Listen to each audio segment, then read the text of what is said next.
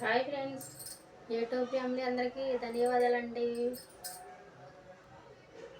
దసరా పండుగ శుభాకాంక్షలు ఫ్రెండ్స్. అందరికీ అందరూ బాగుండాలి, అందరం మేము ఉండాలి. మీరు చూసే channel Jaganmohan Rao YouTube channel friends. మా పూజ అయితే కంప్లీట్ అయిపోయింది.